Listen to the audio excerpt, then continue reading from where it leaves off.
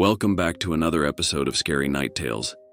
Tonight we bring you a story of betrayal, secrets, and revenge, where love turns into deception, and a hidden power becomes both a blessing and a curse. What happens when the person you trust the most has been lying to you all along? And what would you do if you had the power to make them pay? But before we dive in, make sure to like, subscribe, and drop a comment letting us know what you think about this tale. Are you ready for the chills? Let's get started. Nick had always been a smooth talker, a man who thrived on taking shortcuts in life. He had no qualms about bending the truth or manipulating people to get what he wanted. But when he met Monica, everything seemed to change. It started at his company's annual bowling event. Nick, never one for sports, decided to try his luck. His first throw missed entirely, drawing laughter from the crowd. That's when Monica appeared, a strikingly beautiful woman with a warm smile. "You can do it," she said encouragingly. Something about her voice gave Nick confidence. He threw the ball again, and to his astonishment, knocked down all the pins. As the ball rolled, he noticed something strange, a tiny flicker of light in Monica's eyes. He shook it off, blaming the drinks he'd had earlier. Over the weeks, Nick and Monica grew closer. She was shy and reserved, but her kindness and warmth drew him in. Even Veronica, Nick's childhood best friend, seemed to like her. One night after a fun outing, the three of them were walking home when a speeding car almost hit a pedestrian. Monica screamed, "No!" That same flicker appeared in her eyes, and the pedestrian was suddenly pulled to safety by an invisible force. Nick couldn't ignore it anymore. Monica was hiding something. One day, Nick decided to confront Monica. He staged an accident, pretending to slip down the stairs. Monica screamed in panic, extending her hand towards him. Nick's fall stopped mid-air, and he landed safely on his feet. "Monica," he said, staring at her in disbelief. "How did you do that?" Monica hesitated, her eyes filling with tears. "It's something I've tried to hide my whole life," she admitted. "The women in my family, we develop powers during puberty. We can move things with our minds. My mother always warned me never to use them." "Why?" Nick asked, intrigued. "Because people fear what they don't understand," she replied. "When I was a child..." Monica's childhood flashback. Monica was 8 years old, playing in her backyard with her friends. They all had remote-controlled airplanes, except for Monica, who only had a simple paper plane. Her friends teased her, calling her boring and ordinary. Upset, Monica held her paper plane tightly. "I wish you could fly," she whispered. Pointing at the plane, she felt a surge of energy. Suddenly, the plane lifted off the ground and soared into the sky. Her friends gasped as the paper plane flew higher and higher until it disappeared. Monica's excitement turned to fear when her friends ran away, screaming that she was a witch. Her mother, hearing the commotion, rushed outside. Her mother knelt down and grabbed her shoulders. "Monica, listen to me. You must never use your powers in front of people again. They'll think you're evil. They'll want to hurt you or use you for their own gain. Do you understand?" Monica nodded tearfully, and from that day, she vowed to suppress her abilities. Nick took her hands in his. "Monica, your powers aren't evil. They're a gift. You don't need to be afraid anymore."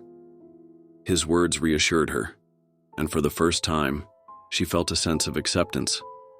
Life seemed to return to normal until one fateful evening when Veronica suffered a heart attack. Rushed to the hospital, they were introduced to Dr. Richard, who delivered grim news. "There's a donor," he explained, "but we need to perform the surgery within a month. The cost is $1 million. Nick proposed a desperate plan. "Monica, we can use your powers to win money at the casino." Monica was hesitant. "But my mother said..." There's no other way, Nick insisted. It's Veronica's life. At the casino, Nick began placing small bets, winning steadily with Monica's help. But as their winnings grew, the casino manager grew suspicious. Security escorted them to a private room. The manager leaned forward, his eyes narrowing. Nobody's this lucky. What's your secret? Nick shrugged, feigning innocence. Just a good night, I guess. They searched Nick and Monica, using scanners to detect hidden devices. Finding nothing, the manager reluctantly let them go, but ordered his team to watch them closely. Returning to the table, Monica whispered, Nick, this feels wrong. Let's stop. We're almost there, Nick urged. With one final bet, Monica concentrated with all her might. The roulette wheel spun and the ball landed on their number.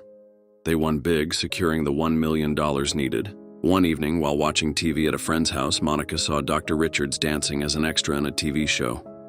Confused, she told her friend. Her friend laughed. That's Jojo. He's an actor, not a doctor.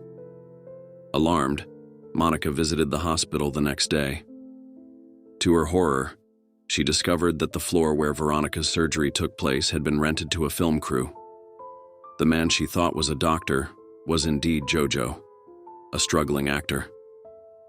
Determined to get answers, Monica tracked Jojo down.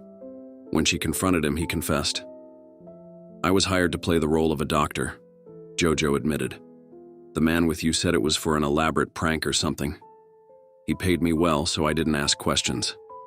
Monica's heart sank. She realized she had been betrayed. Monica returned to her office, hoping to confront Nick, but he and Veronica had resigned and disappeared. Calls to Nick went unanswered. Days later, Nick and Veronica were lounging on a beach, celebrating their scam. Champagne glasses in hand, they toasted to their success, mocking Monica's gullibility. She'll figure it out eventually, he said, staring at the ocean. Veronica laughed. So what? By then we'll be long gone. Relax, Nick, we won. Nick forced a smile, but a gnawing guilt lingered. Suddenly, Nick's glass shattered in his hand. Startled, he grabbed another, but it shattered too. It's nice at the beach, isn't it? Monica's voice echoed around them. She emerged from the shadows, her expression cold and betrayed. You used me, she said, her voice trembling. Nick dropped to his knees. Please, Monica. It wasn't my idea. It was all Veronica's plan. Monica turned to Veronica, her eyes filled with rage. This all started with your heart. Let me fix it for you. She raised her hand, making a squeezing gesture.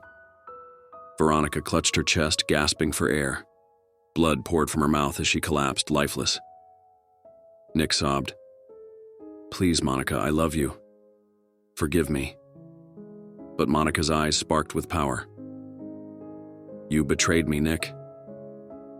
With a flick of her wrist, Nick clutched his chest, his heart giving out. His lifeless body fell to the sand. Monica stood silently, the waves crashing around her.